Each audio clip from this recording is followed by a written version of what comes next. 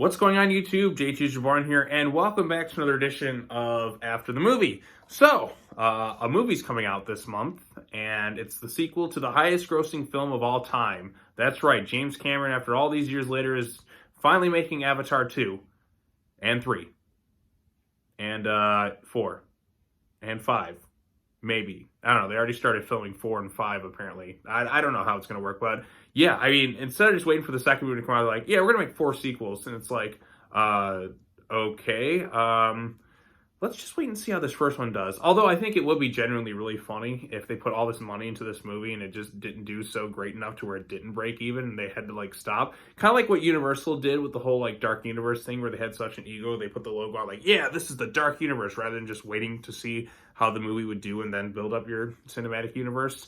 But yeah, we'll see what happens with this thing. But anyways, so with Avatar, The Way of Water coming out, I decided to go back and take a look at James Cameron's Avatar, the original film. Now, when I first saw this movie, there was a lot of hype around it, and I mean, it made a ton of money. I thought it was okay. And then years later, upon rewatching again, it's pretty mid. It's not a terrible movie by any stretch of the means, but it's a very forgettable one. I mean, from a visual effects standpoint, there's some impressive stuff, but watching it there, like the characterization, the story elements are really kind of lacking. And without the whole like big screen 3D appeal, there's just not much that this movie has to offer, I think. And obviously its messages are pretty like beat you over the head with it. There's no nuance. There's no real fully interesting characters. There's some charismatic actors, but the characters themselves are not all that interesting. But yeah, so Avatar is such a strange anomaly because when this movie came out, it was a huge deal. Like, it made a shit ton of money.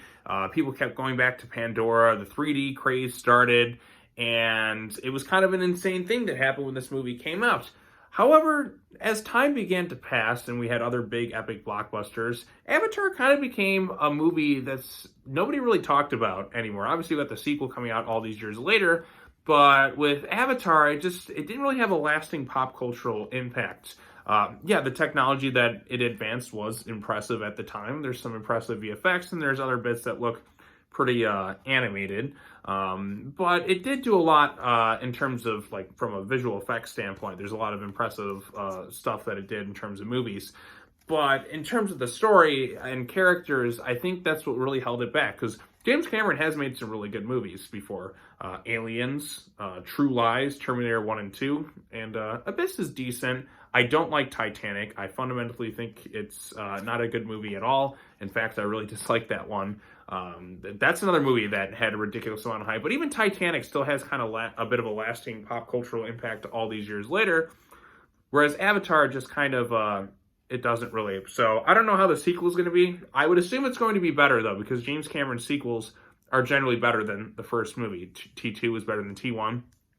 Aliens, I think, is better than the first Alien. So hopefully he at least came over like the writing shortcomings from the first film and actually made an interesting story. Because like the first Avatar story, it's basically the first like 10-15 minutes of it is just a big exposition dump of what Pandora is. Jake Sully is this Marine who was was kind of paralyzed. He lost the ability to kind of walk with his legs.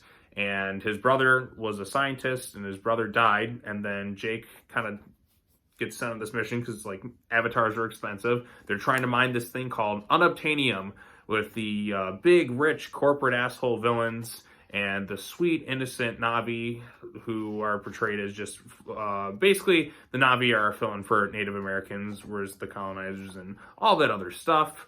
So Avatar is basically a combination of Dances with Wolves, Pocahontas, and Ferngully with just, programming yourself into these avatar bodies. The whole plot, too, is just kind of like a little bit ridiculous at times, too. So Jake gets his little avatar body, and he's sent in there to kind of create like a negotiation with the Na'vi. Then he claps some blue alien cheeks and completely like betrays the human race, basically. Yes, there's no nuance. There's no subtlety with any of these characters.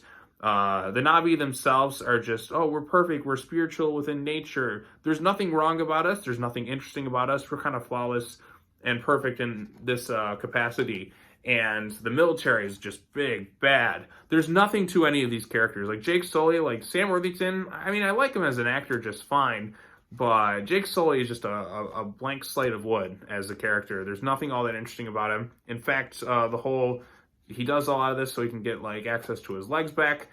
He doesn't even try really to kind of negotiate, and he just like, oh, I just kind of waste like a couple months just trying to get close with the aliens. It just there's James Cameron has a lot of weird relationships sometimes in his movies. Like Jake is a human and he's clapping some blue alien cheeks in this thing, and I just found that kind of weird. Like even Sigourney Weaver at one point is like, "Wait, you made it? Oh, geez." I don't know. Does anyone find that weird where he's hooking up with his blue alien or whatnot? I know like because he's a human and stuff. I don't know. It's just like it's just a weird form of bestiality. Is the way it comes across to me. But yeah, so Jake is just he's doing his thing. The Na'vi. Even the world itself isn't all that interesting. Visually, like I said, there's some new things. It's just our world, just slightly different with some alien designs. The sound effect, there's so much stock in this movie too. Like stock sounds, like the creatures sound like the dinosaurs from Jurassic Park. There's no creativity with it all. The Na'vi are designed to look very innocent. They have the big Disney eyes and stuff. Now, what would have been interesting is to like change the design ups to where they're not so beautiful looking and like pretty and all that, and just see if people can get behind it. Kind of like something like District 9 with the prawns. So the prawns aren't necessarily made out to be the most appealing aliens, but the story and characterization of them all, I feel like does a better job crafting sympathetic characters given the way they look. Avatar, they're made to look as, pretty and perfect as possible, so the audience can very easily sympathize with these characters and that too. So you got him. Stephen Lang is the villain. He at least brings some like charm and charisma to the role, but it is a very one-note military guy. Oh, we need big guns. We're gonna destroy things and all yada yada yada. Sigourney Weaver's there. She's a scientist. She has her own avatar bodies. There's a few other people in there. There's God, I can't remember the guy's name. The guy from Ted, who's just like they're just goddamn trees. Like he is so like cartoony, but not as like fun as like a 1980s villain, like a Ronnie Cox performance you get like in something like RoboCop or Total Recall. He's not that amount of fun because we've had corporate asshole villains before in all sorts of other movies, but like he has a few funny lines, but there's nothing else to his character. But he's not extremely entertaining like some of the villains are in the past. It's just kind of meh. See, what made James Cameron's other movies stand out, even though I don't like Titanic, the characters in some of the moments are at least memorable. Avatar doesn't really have any. I can't think of any great quotable lines. It's just story beats we've seen before and done better. It's just the 3D and just the whole world at the time was just kind of into that sort of thing. The story itself is nothing all that special. The characters aren't all that special to begin with. You have Neytiri, played by Zoe Saldana, who's a good actress, but there's just not too much great material to work with. And as I'm saying this, my dog has just climbed up here and fallen asleep into snoring because that's what Avatar does. It puts you to sleep. It's not that great of a movie. Yeah, there's some impressive effects, but even the action bits, like I don't feel anything for the story that's going on. It's a long movie too. It was like 2.5 hours. The new movie's supposed to be over 3 hours long, and I'm sure visually it's going to look stunning and all that, but how's the story going to be, Jim? James Cameron, I want to see him make some good movies again. I want to see him make another movie like True Lies. That movie is fantastic. It's funny, it's action-packed, it's ridiculous at times, but the characters are at least memorable. There's funny lines, there's like over-the-top personalities. It's a fun, entertaining movie. Terminator 2, what can I say about that one? I mean, there's some great effects work. There's some good characterization in there, a lot of memorable lines and moments. I'm actually emotionally attached to the relationships that the characters have. The first Terminator, like I said, Arnold has a great on-screen presence villain. It's like some great performances all around, and it's an interesting story. Aliens, like another fantastic movie, great characters. The Marines are great. Sigourney Weaver's there, Michael Biehn once again. There's a lot of good stuff in Cameron's earlier work. Abyss, it was just kind of okay to me. I know that movie was kind of a production hell thing. Titanic, I don't like, but at least even that one, like some of the characters are so cartoony, like Cal, that he's actually kind of funny.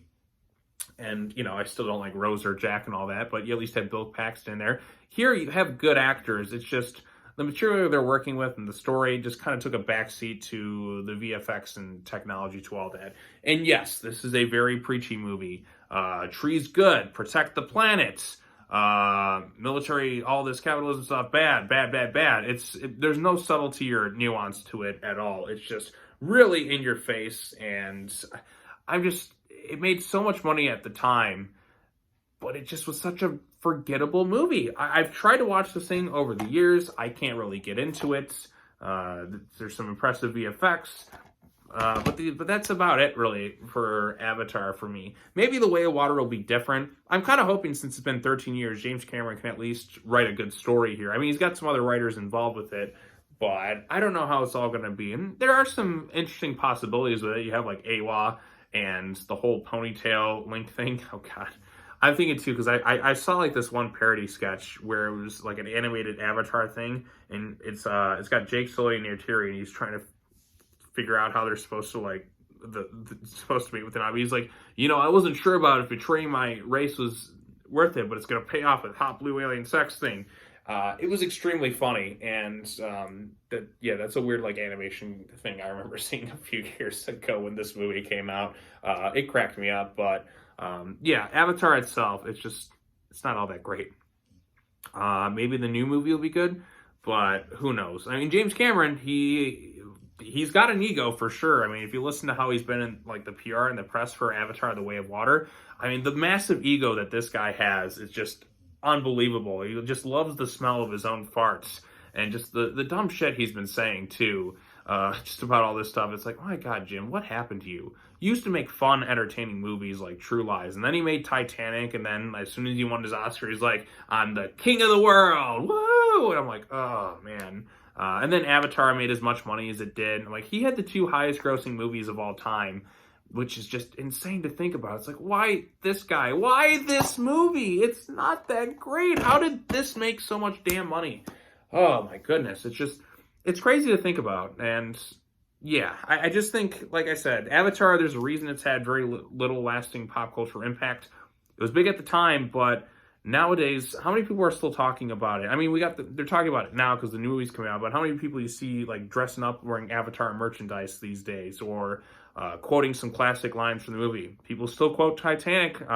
They still, like, make jokes about it, like, all that. With Avatar, no, it's just, yeah. And apparently people went through big, like, post-Avatar depression after the movie came out, because they wanted to stay, because Pandora, they thought, was a real place they could escape to it all, but who knows what's going to happen. I think the new movie will have some very impressive VFX and all that, but the story, what is even the story in the new movie? They haven't even really showcased it at all. Is there going to be some interesting nuance to the characters or anything like that that's going to make it all that interesting?